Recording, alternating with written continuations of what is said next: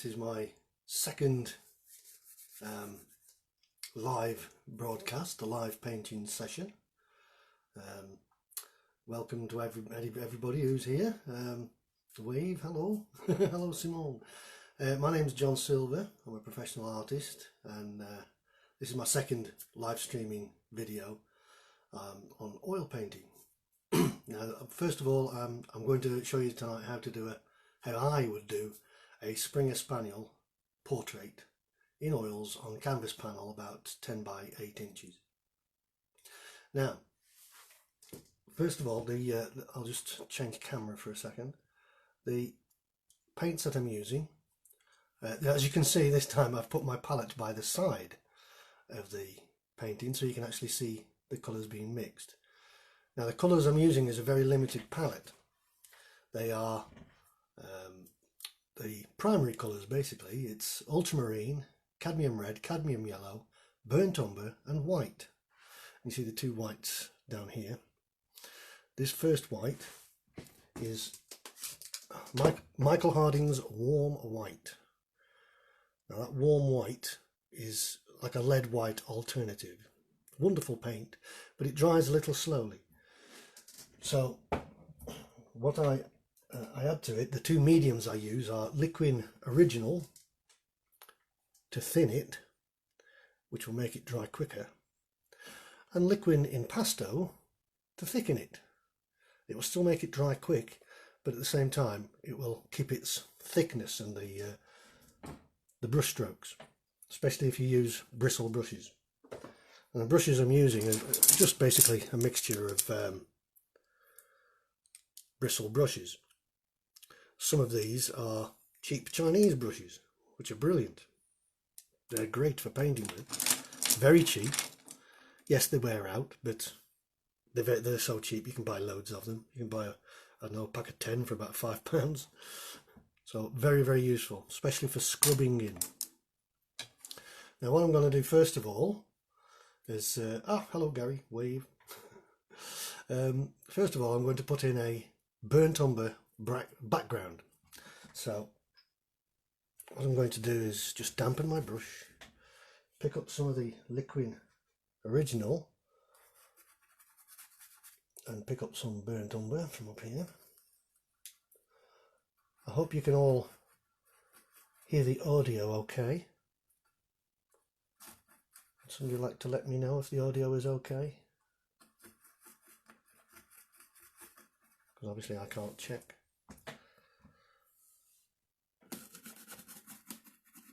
So we're just going to start scrubbing in a burnt umber background. This is going to be painted in an old master's sort of style.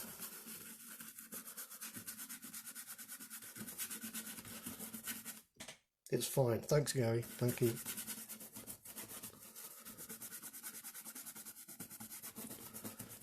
Which is hence why I put a burnt umber background in. It gives that nice warm depth. Thank you, Gary. The audio's fine. That's good.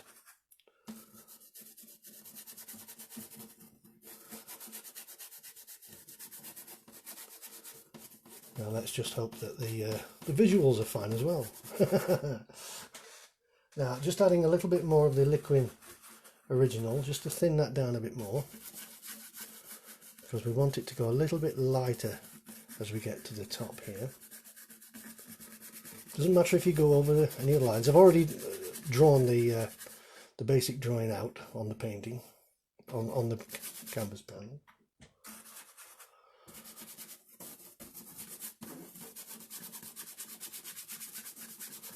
So that is basically it. Now, picking up a little bit of the raw umber, we now want to just darken this area a little bit. So this is going to be quite dark. The same over here. And then lighten it up, just go a little bit lighter, like that. Now then, we'd have a little bit of magic now. This is a blender brush. And what we do with this is just nice and gently start to blend, make it a little bit smoother, so that gradation from dark to light is a little bit smoother. Doesn't matter if you go over your drawing, over the lines, they're just there as guidelines.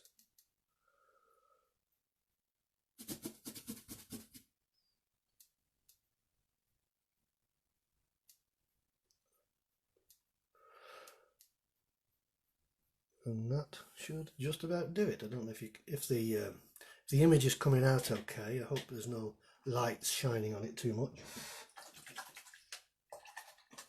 This is all still a bit experimental for me. This is only my second live show. So now we're going to get some of that burnt umber and a smaller brush. We'll just use a small, this is a number 2, I think it is, number 2, flat. And we're just going to pick up a little bit of the, get some liquid first, a little bit of that burnt umber and a little bit of the ultramarine added to that. Will create a darker brown or even a black, depending on how much blue you put into it. Because what I'm going to do now is just establish the darker tones, the darker areas. Now this is quite a big brush. You notice I'm not using little tiny little brushes, teeny tiny brushes.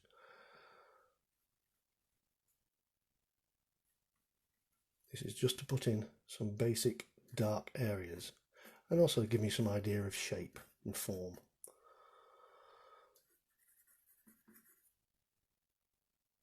Right, so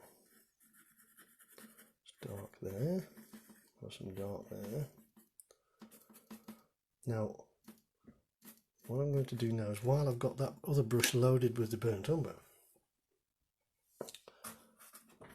I'm going to start, this is some of the liquid impasto. It just helps to retain the brush strokes. Now I'm just going to start putting in a basic tone, scrubbing it in so it's just filling in the pores of the canvas really, and giving me a basic tone to work with.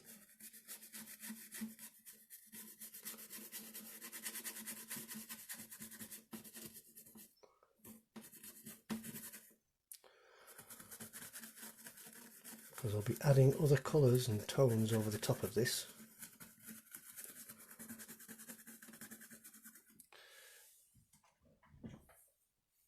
Hello Rob, hello Michelle, thank you for joining us. If anybody has any questions, I'll be very pleased to answer them as I can. It's hard for me to sometimes see the questions while I'm painting, but I may not see all of them, but I'll try my best. Right, we'll get some more of that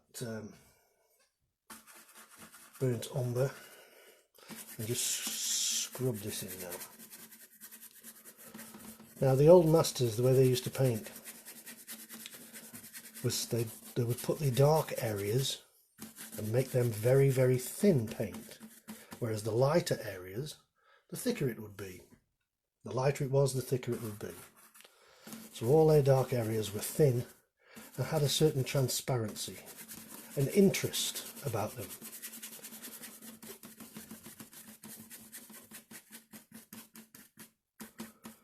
So that's the basic tone in there. Now I'm keeping this a harmonious tone in that basically the dog is the same colour as the background, it's burnt umber. Hello Audrey, nice to see you. And so it harmonises with the background. If I was doing a particularly black dog, I may add a little bit of ultramarine into the background just to create that harmony.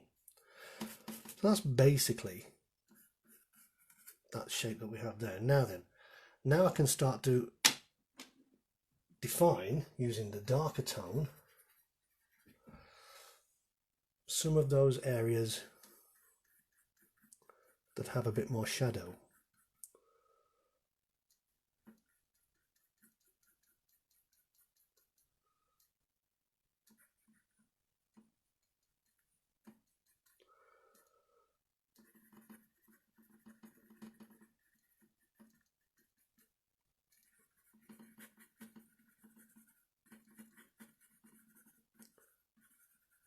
It helps to know your animals and know the anatomy and structure of them,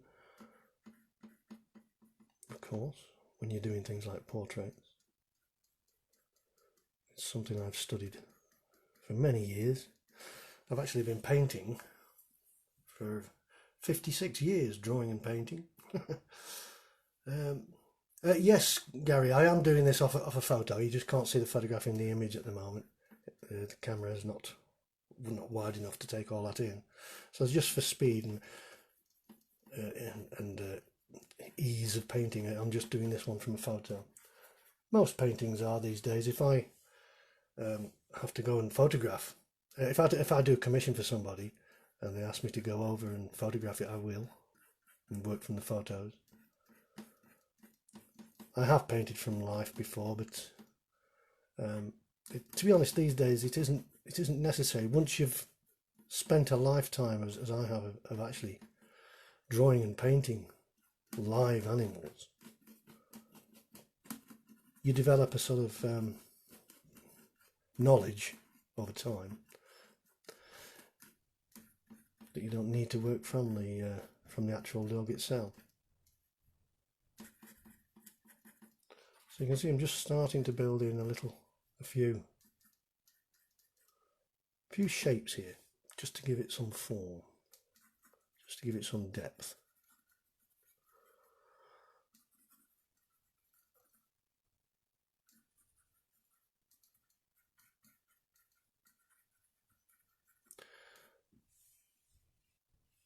Good evening, Maxine. Nice to see you. Hear you? No, I can't hear you. I can see you. Can't physically see you, but I can see that you've joined us.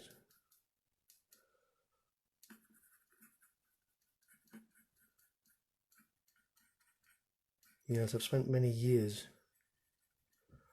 painting and drawing. It's what my life has been about, basically. This style that I'm using it's called alla prima, which means all in one go,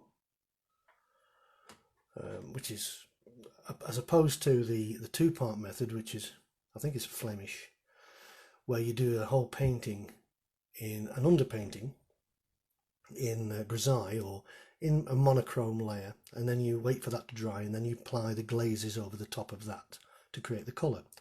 I have done a video of that. That's on my Facebook page. You can see several videos showing that sort of thing. Let's just add, let's get some of that burnt umber thin and just put in just so that doesn't stand out too much. There we go. Now I'll just clean that brush off.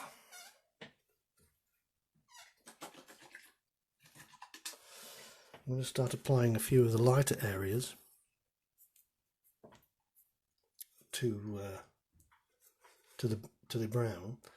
Now these lighter areas, if I just added white to this brown, it wouldn't look right. So what I'm going to do is get some of the burnt umber and add a little bit of the cadmium red and a little bit of cadmium yellow. And this white here is an alkyd mixing white, so it doesn't tint it too much. And being alkyd, it means that the oil paint will dry in a few hours. Now, the alkyd white I'm using is this Griffin alkyd white, which is great. You can apply it. All the other paints that I'm using are not alkyd; they're pure traditional oil paints, and will take days, if not weeks, sometimes to dry. But if you add some of the liquid original or the liquid impasto, then it will allow it will make it dry much quicker. A few hours should see it dry. So now we have this lighter colour. I'm just going to start applying these, perhaps a little bit lighter.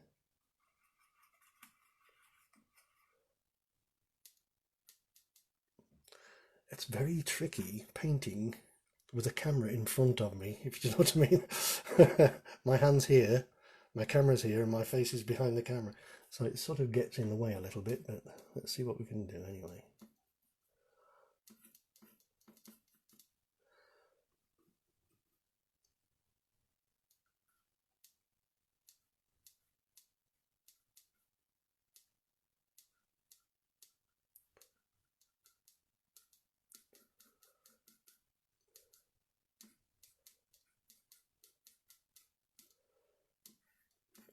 Now when we get to the fur of the ears, these are quite broad sweeping areas. This particular style and technique, as I was saying before I rudely interrupted myself, is alla prima, but is also an impressionist style. I'm not interested in capturing every hair of the dog.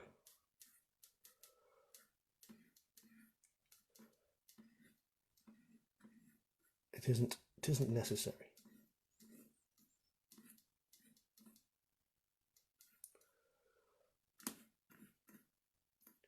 You're making the paint do the work.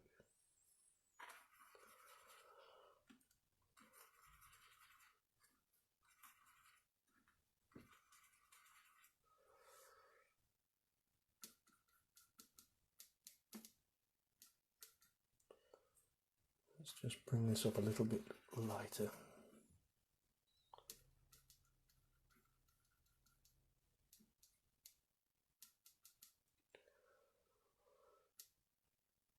So far all I'm doing is just using the burnt umber and the tones therein to create a bit of form.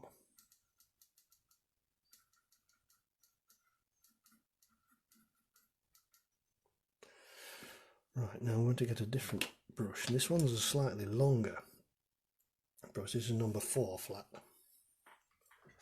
Dampen it a little bit. We'll pick up some more of, let's mix some more of that cadmium red, cadmium yellow, makes wonderful orange. But you find it's a little bit too orange for this, so we add a little bit of the burnt umber to it. It just tones it down a little bit. We add a little bit of white to that.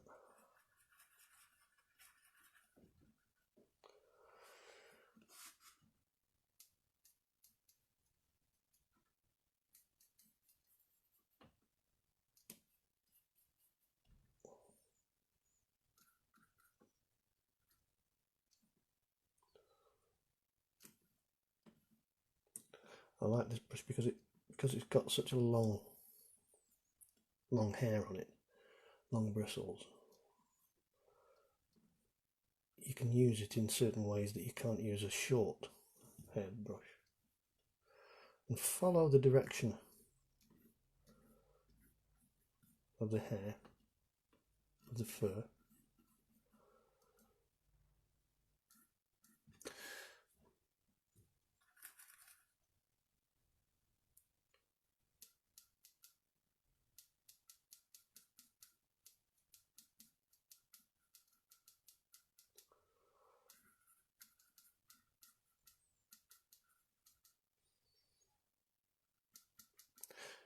Now what I'm going to do now is, thank you Lisa, thank you. Can I do a watercolour video for a future session please? Gary Clark. Yes, I can do watercolours. I would have to have a different arrangement because obviously I'm painting upright here. With watercolours it's best to paint at an angle flat, flat or at 30 degrees, something like that. I do have table easels for that type of thing. That's something I shall look into for you. I haven't done watercolours for a few years, but I think I can still do them.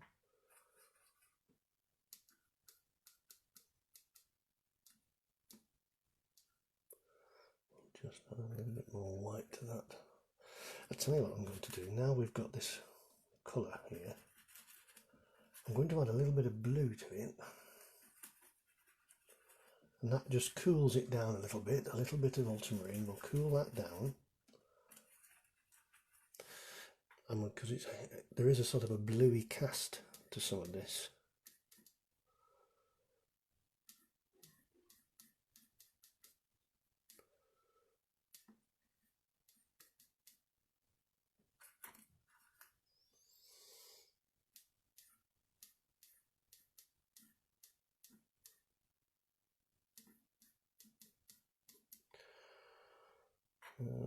Perhaps a little bit more blue.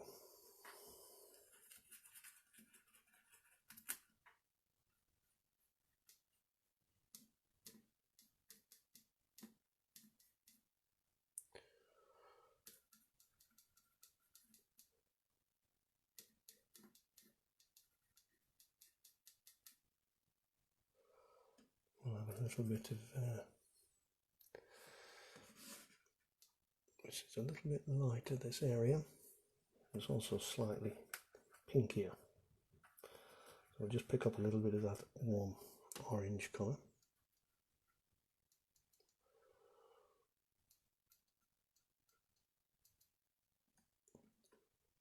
Right, so you can see that this is beginning to take a little bit of shape now.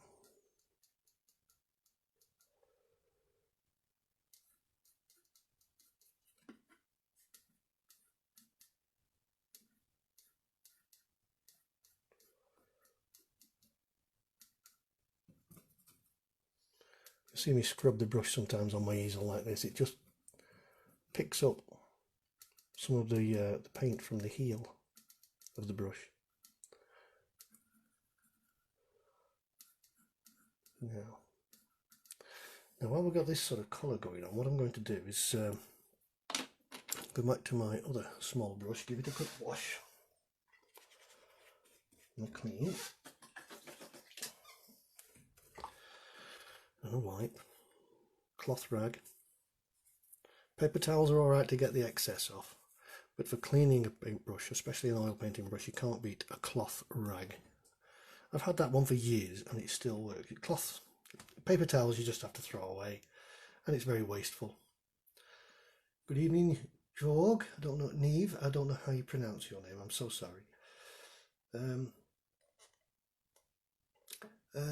Thank you, John. It's just what some beginners might want to start with, perhaps something easier than oils. Yes, I entirely agree with you, Gary. Watercolors, although a lot of beginners think watercolors are easy, in fact, it's very, very hard. It's probably the hardest medium to work with.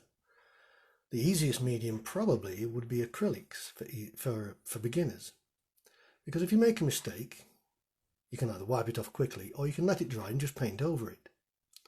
With oil paints, if you make a mistake, you just wipe it off and carry on. But I can see that oil paints is a bit more advanced maybe for complete beginners. But watercolors, that's really tricky. If you make a mistake, it's very, very difficult to eradicate that mistake. Right, I'm just going to go with some burnt umber and white. We'll use this transparent white,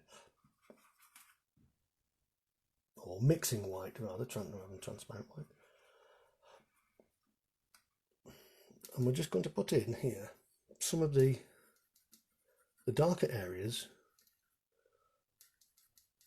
of the white tone of the dog. Now I'm using burnt umber and white.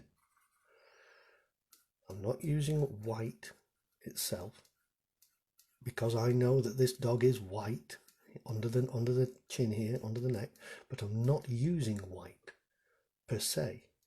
I'm mixing it with some burnt umber, just for some of the darker areas and tones. You'll see why when I apply more white to it. If we go in now into some more white, we'll pick up some more white.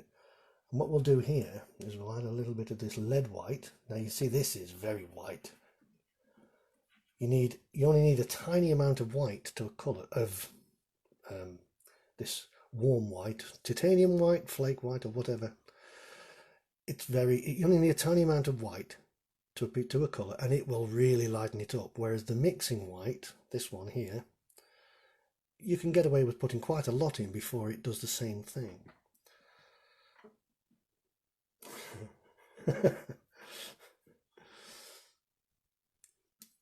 Not at all, Gary. Everybody has to start somewhere. It just does amaze me how beginners, I think they want to start with watercolours because there's no mess with it, is there? You know, like you can get with oil paint. You know, there's a lot of mediums and cleaning things, whereas all you need with watercolours is a pot of water. But the same can be said for acrylics. So we're starting to apply these little lighter areas now, and there's a little bit.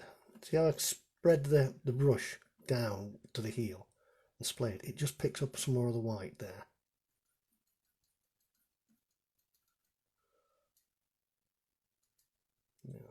There, we've got a little bit under there.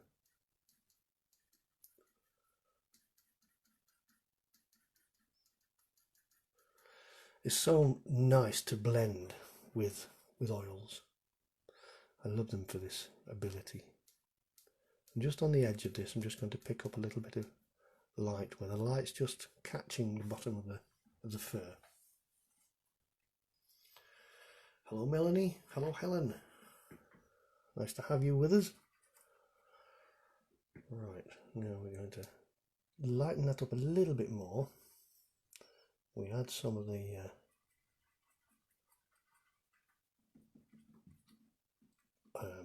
thickening impasto, that's what this is, liquid impasto. And we start to just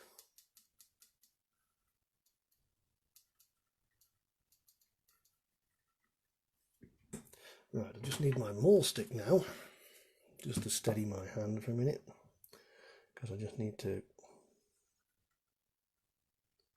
make sure this is reasonably accurate. I'm just dabbing this on.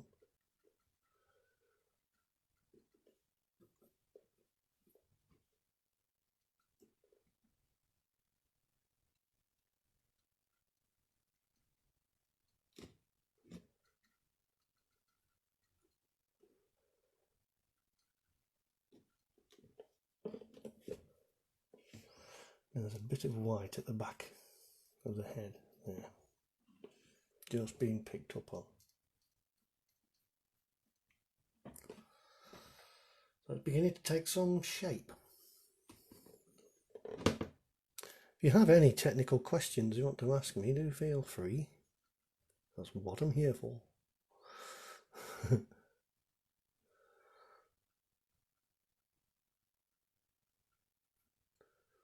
The dog's muzzle has a few little, they're slight mounds where the hair follicles grow, so they would pick up a little bit of the light there like that. If it's too much, use your finger and dab it off. You can always clean your fingers.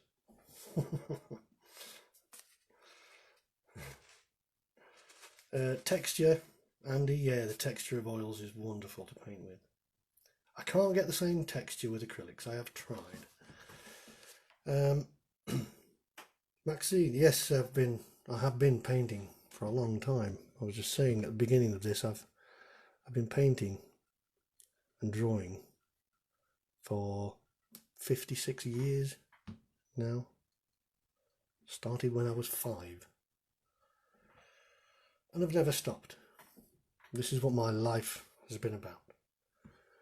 Now there's a little bit of under there, that would pick up a little bit of the light. Now we go a little bit more lighter. Now as we go lighter, we need to thicken it up with some liquid impasto, but also, here's a little trick, this stuff. This is gesso di Bologna. This is what the old masters would have used. Basically, it's like talcum powder. You can use talcum powder, but it has to be unscented, of course. This is the same thing. Gesso di Bologna. It's used for making gesso. When you prime a canvas or a board, that's what you would use. Now what I'm doing was with that brush that I've just loaded with paint, dip it in there and mix it in with the paint. Now I might mix a bit more, add a bit more. This helps to thicken it up and to dry. It gives it a little bit of body. Now the old masters would have done this. Rembrandt did it a lot. Used this technique. Whoops a daisy. Stay still. And so for the really lighter areas, you pick up a lot of that paint and just let the texture of it fall off the brush. You see, we have to do this these days. We have to find these different additives and things because we can't get lead white paint anymore, flake white. Flake white was a wonderful paint.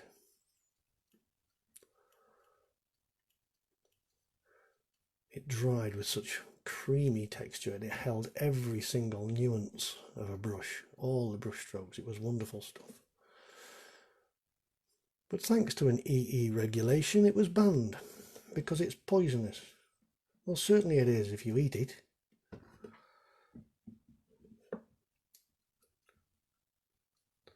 Now, we just add a few little bits down here where the light is picking up.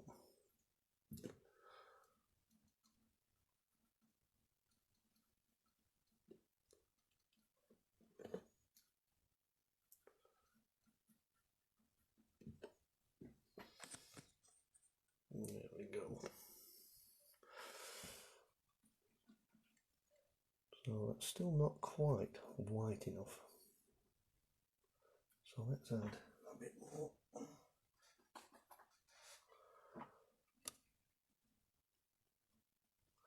Yes, they analysed some of the old masters' paint and found that there was quite a lot of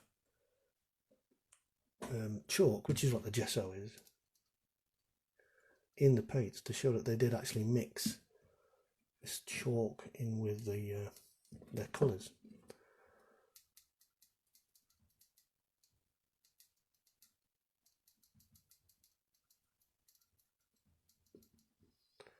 You can blend this.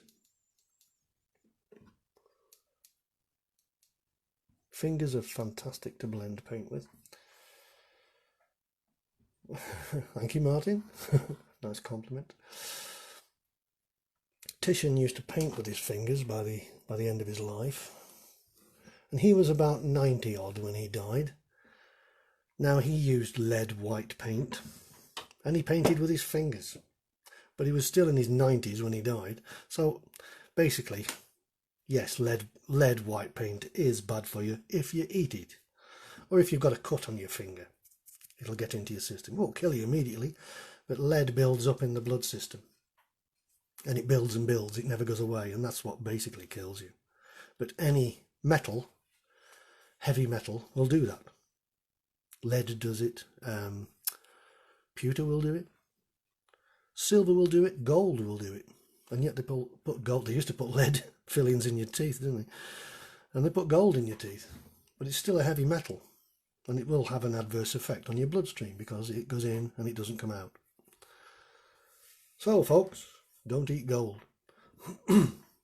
Right, now, the top of the dog's head is slightly lighter. So while I've got that brush with the light white on, let's just get rid of most of that paint off there. And we'll go back into that orangey colour, the lighter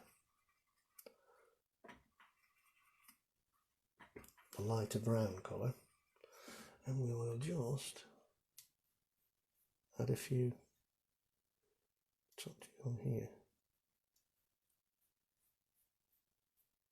Now I'm blending it off as it comes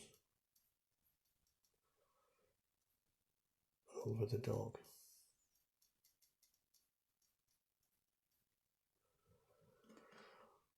Right, now we do have, in fact, a little bit of white blaze on the dog, on his head.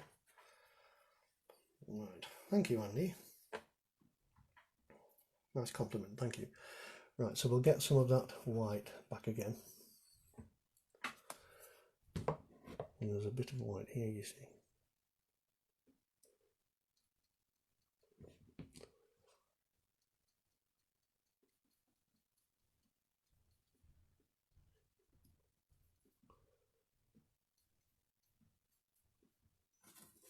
Right, we'll go back to that.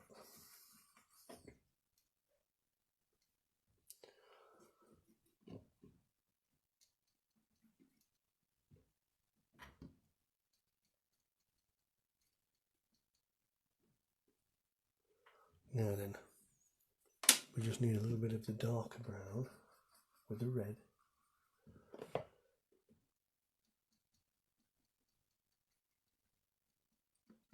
So it should come over there. That's it.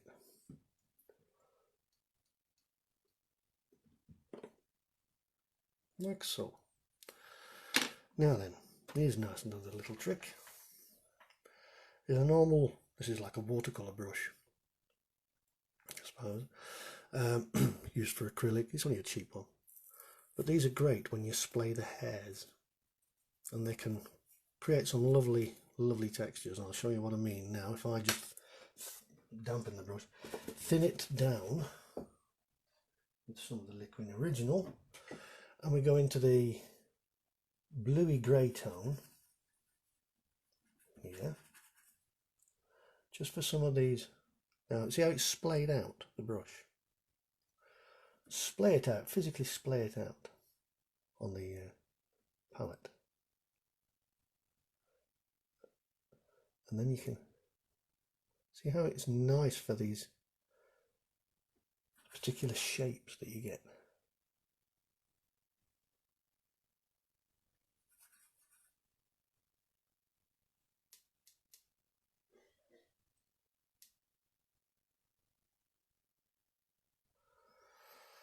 Like so.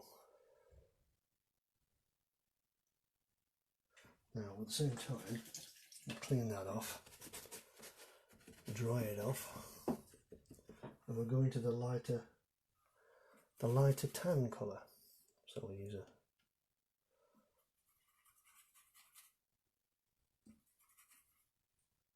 bit of the yellow.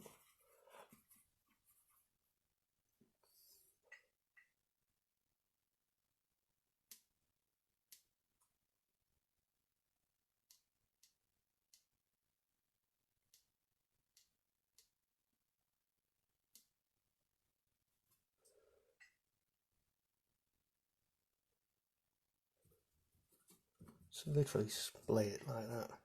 You see what I'm doing? Splay the brush. And then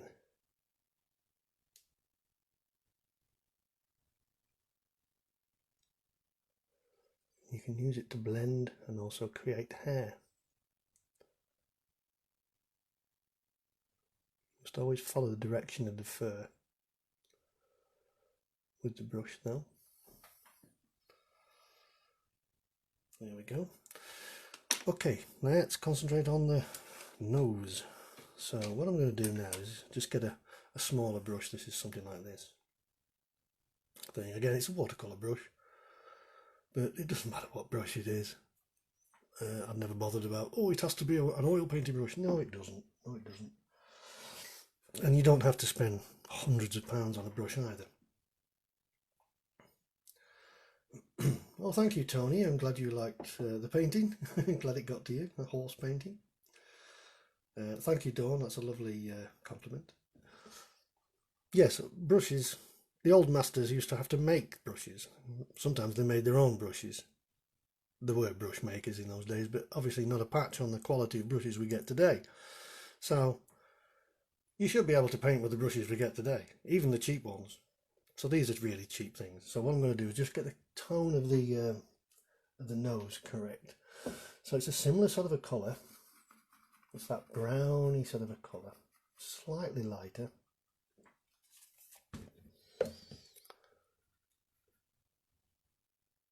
Just start to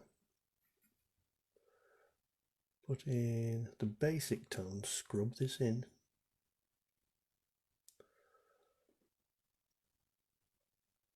Like so. Now, using the darker brown, the burnt umber, we can then start to add a little bit of form to it.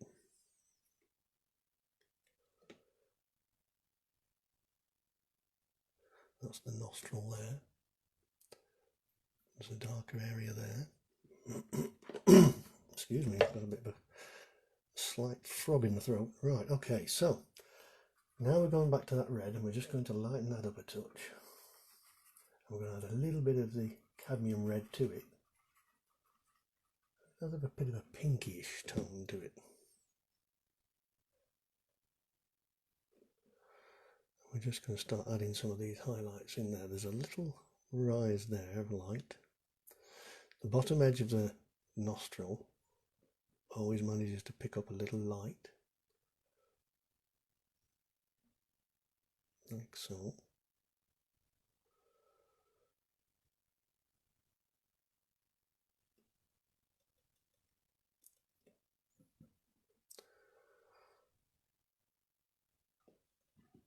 Right, now then we're going to add a little bit more light to that. Let's add a bit of texture to it, which will help it to dry quicker.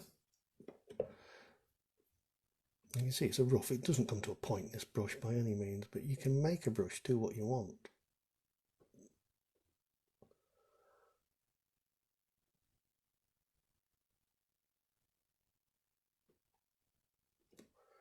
So with those, you're just adding a few little spotlights here and there.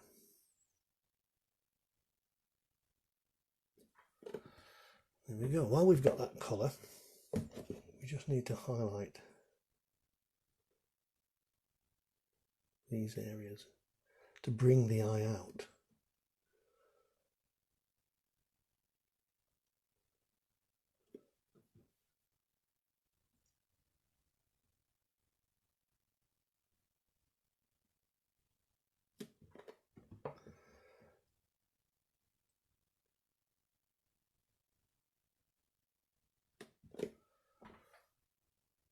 Okay, now then, well, we've got a little bit of that pinky tint. Let's really go a little bit brighter now. Because what I'm going to do is highlight the edge where the light picks up.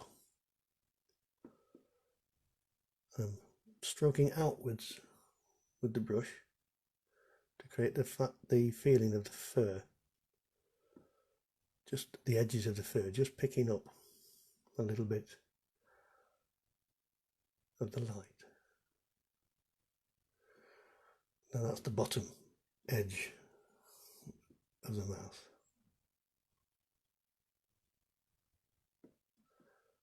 Right, now then, we can even go a little bit lighter here now.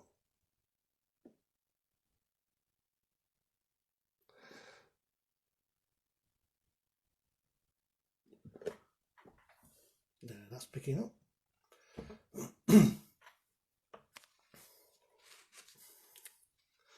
Thank you, Gary and Melanie, thank you. It's nice when people pass you compliments, it really is. And I'm forever grateful for that. Thank you. Some people do say, oh, it must be wonderful to have such a gift. And I have to disagree with that. Because it wasn't a gift that was gifted to me. I've worked very, very hard all my life, 56 years of painting, to be able to do this, to be able to get to this standard. If you could see the paintings I was doing when I was 13, they were awful. I mean, really, really awful. But you have to do it. You have to keep doing it in order to improve. People say, how do you get so good at painting? By doing it. You don't get good at doing anything unless you do it. And that's the whole thing with painting. The best tip I can give anybody, if they want to learn to draw, is to draw. Do a 5-minute drawing every single day. It may only be a 1-minute drawing. Just get yourself a little sketchbook, sketch pad or whatever, notebook, and just do a little pencil sketch of anything from life, not from a photo, from life. And do a little 2 or 3 minute drawing You do that every single day for 365 days of the year. And you then look, when you've finished, at the first drawing and your last drawing, and you'll see how you've improved. It's amazing. That's the best way of doing it, is just by doing it. Paint. Right, I'm going to do the eye. Here we go. Now the eye is again a similar colour to the rest of the fur. So we're going to go with, well, just a slightly smaller brush. Again, it's all fluffy and it doesn't come to a point. So we're going to get some of the mixing white, some of the cadmium yellow, cadmium red,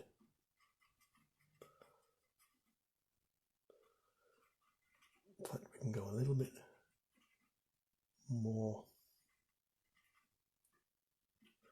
colourful with this. Let's just pick up a little bit of the liquid original. So what I'm making basically is an orange using the cadmium red and the cadmium yellow, like that. Now a little bit of the burnt umber, too much there, just scrape some off your brush and just blend it till you've got just the right tone, which is about there. Now the eye,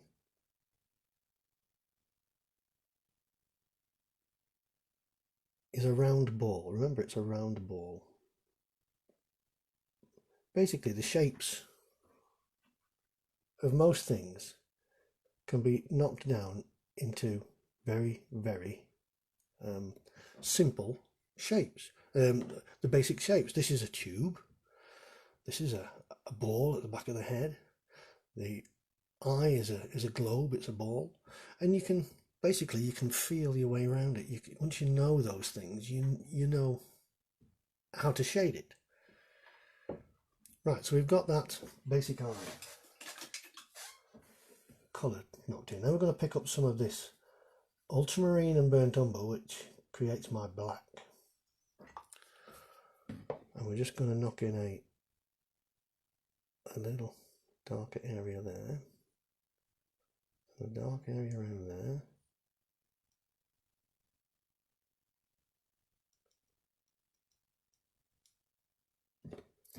And while we have some of that, let's just reaffirm that nose area. And a little bit down here as well.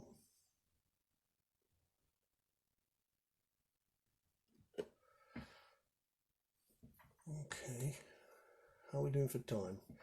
Right, we've got about 10 minutes, oops, about 10 minutes left. We should be finished for then. So now we have that, the darker area in the eye. I now want to put in a little bit of the little white area there. So I'm going to use some of that pinky tone, because eyes are not pure white. And it doesn't have to be very, you're going to let the colour underneath pick this up so it isn't too bright. Like that. It just shows a little bit of the white of the eye. Now you can go a little bit lighter and just bring in just a hint of light catching there, like that. Makes it sing now. Now, using the cooler bluey grey tone that I was using earlier, I'm going to put some highlights in the eye. So the eye basically is a ball, it's a globe, and the light is just catching on it there, and a little smaller one there.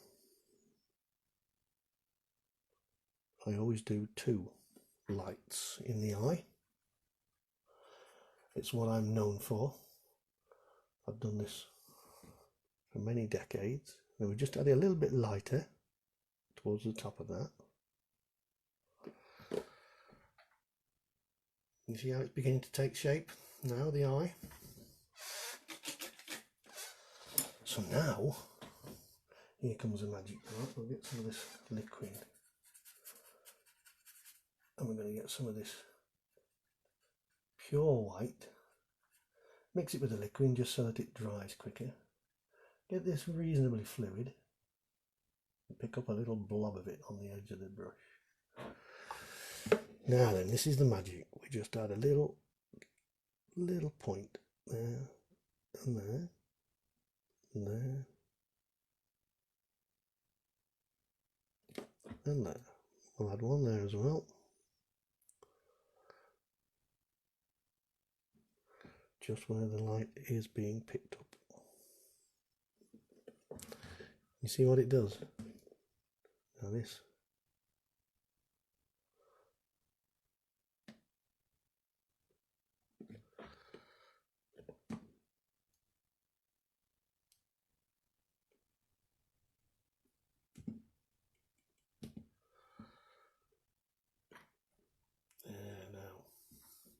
Now it's coming on.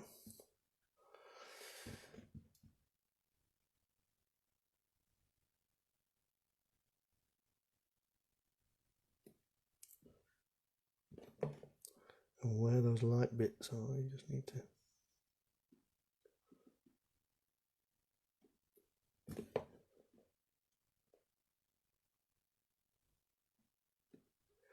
now we can come down to this other tone again, so we're not too light, otherwise it wouldn't look so good.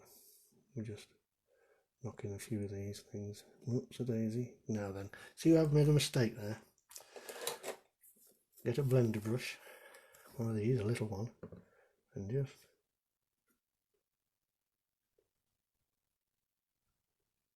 get rid of that. That was a mistake. We all make them.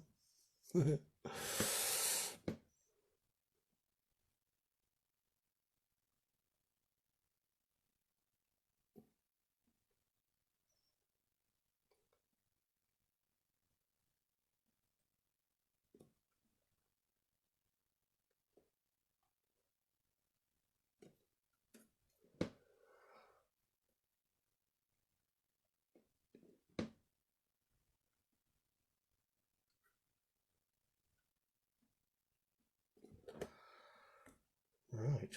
Okay, now we come to the whiskers. Hello, Bren. Nice to see you. Okay, the whiskers. Whiskers. Now this is a very, very fine brush.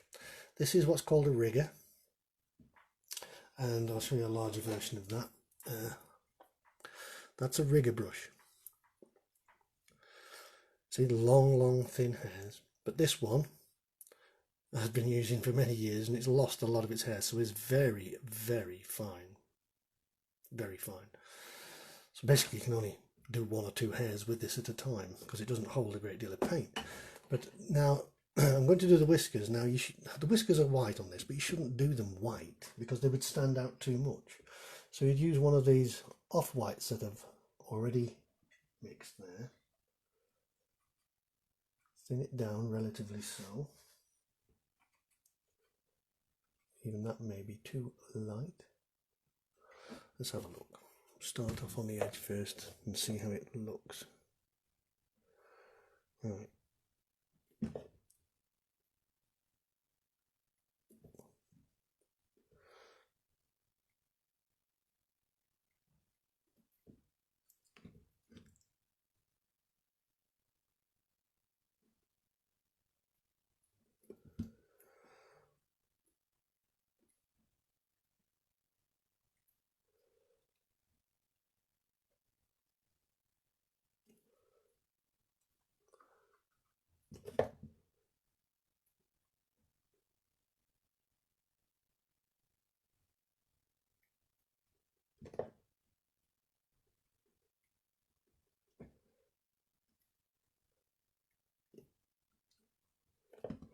Now there's also, you'll get one or two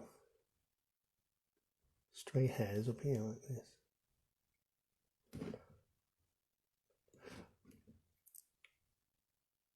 Unless it's a perfectly manicured dog, and there are one or two of those, you will still get straggly bits of hair.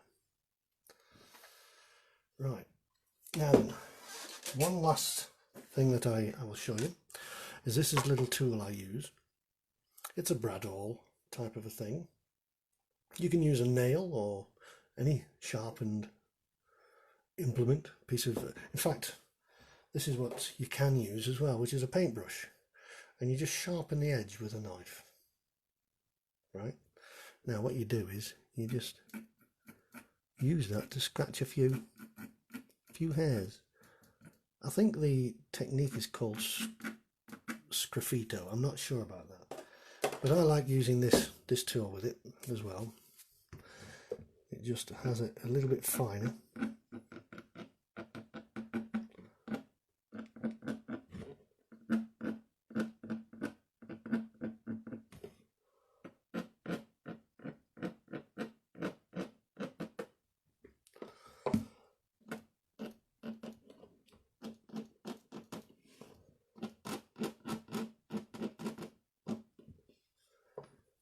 See what that does?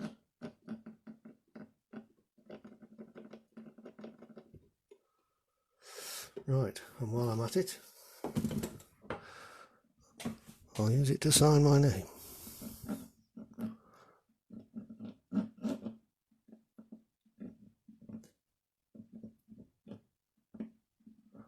Always sign and date each painting or drawing that you do. That way you'll have a good record when you look back at your work and see how you've improved. Oh, Maxine, you missed the eye painting. You'll have to tune in for the next one.